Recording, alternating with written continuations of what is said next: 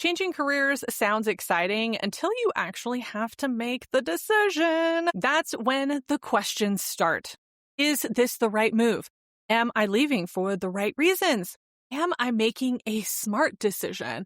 Or am I just frustrated with my current situation? In this episode, I want to help you slow down before you make a major career change. We're going to walk through some of the questions I ask my own clients to help them evaluate their current reality, better understand themselves, and decide whether a career pivot is the best next step. Welcome to Control Your Career, the podcast that helps you make realistic career decisions so you can build a career that fits you.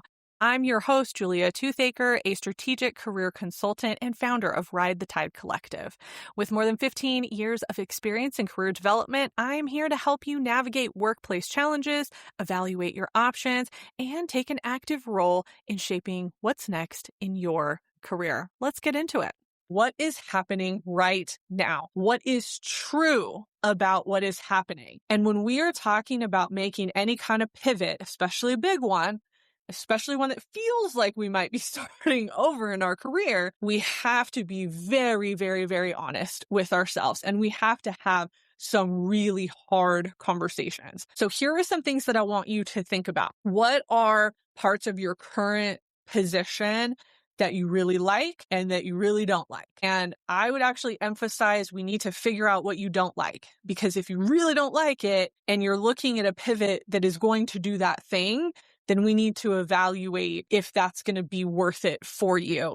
Can you align with other things that are going to offset the thing that you don't like? Also, we have to understand where your strengths lie. We have to be realistic about what you enjoy and what you don't enjoy to make sure that when we evaluate the new path that you want to take, you understand where you might really enjoy it, but also where you might fall short. And then why do you want to make this move? Why this pivot? This is really a core question for me when I'm working with a client going through any kind of major career pivot, because I want to understand the breaking point. I want to understand the catalyst that got us here, the thing that made you go, I'm done. I need something different. And you might not have had that yet, but you can feel it coming. So you might be in a different stage with it, but you have to understand what's going on. Is it the environment? So maybe the culture of the organization. Is it something going on with leadership? Is it the workload? Is there a values misalignment? There are so many different things that for people who want to make a big switch, if it's one of those things, then sometimes I'm going to say, is this worth you making a really big pivot? Here's another caveat. A big pivot for someone who's been in an organization for over 10 years is going to feel like you're starting over completely. So you might be going into the same type of work. You might want to stay with the same function and even in the same industry, but you want to switch companies. That is the equivalent. Because you've been somewhere for so long, you've established yourself somewhere that it's really hard to see yourself somewhere else. When we're talking about why you want to leave, I have to understand what is behind this. And is it something that you just have to work through in the current position, and this is actually a good position for you, but maybe you need some career management coaching to get through it? Or has there been some really big shifts and now you need to make some changes as well in order for you to get what you want out of your career? Because if you've been somewhere for over 10 years, even over 7 years in some cases, companies can shift and change. Your management can change. A lot can happen in that time, especially as we've gone through the pandemic and all of that. If you've had a position since before the pandemic, especially with it like a year or two before, you've seen companies go through these big shifts. And so that can really inform what's happening right now. But understand what your breaking point was, what the catalyst is for you wanting to make this move. And does it make sense, or is it something that you have to work on before you make a move? Think about timelines for this. So when we're thinking about making a move, and I advise all of my clients of this who especially have been somewhere for a very long time, if you are going to move out of your current position, it might not be the place you're going to land for the next 5 to 10 years. Your first position off of being somewhere for a long time could likely only be a couple years. And that's because you are making a big switch. You might not like it. It might not align. Something might happen. My clients that really want longevity in an organization, I'm pushing back and saying, I think that's great. And if you find it, wonderful. However, we need to go into this understanding that you might not have longevity here. It might be a couple years, because what happens then is you let things go. Oh, it'll get better. It's fine.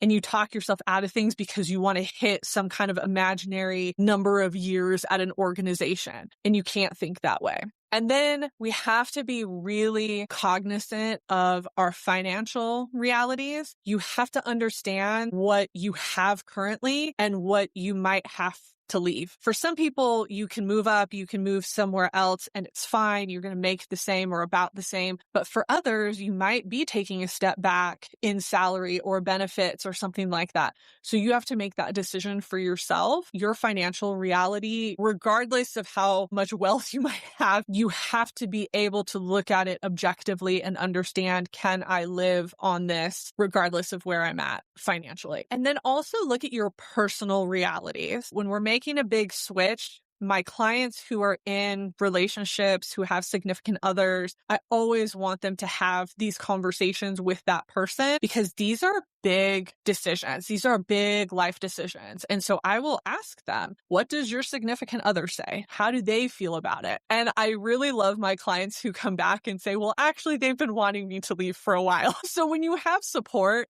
from a spouse or a significant other, I think that's a big sign to say, hey, maybe we do need to move on. And we just need to figure out what that looks like for this next stage in your career. But there are other things outside of that. You have to look at health concerns. And this is especially for my older clients, but not necessarily. We have a lot of chronic health issues that happen when we're very young, but you want to consider health and benefits. I have some clients that need specific benefits. And so they're only looking at companies that can provide certain benefits for them. Caregiving. This happens as our parents age, or sometimes children, we have just different responsibilities. And is the role that we have going to serve us for that? For example, I had a client who went through my career advancement intensive because they did want to make a change and they were trying to figure out what to do.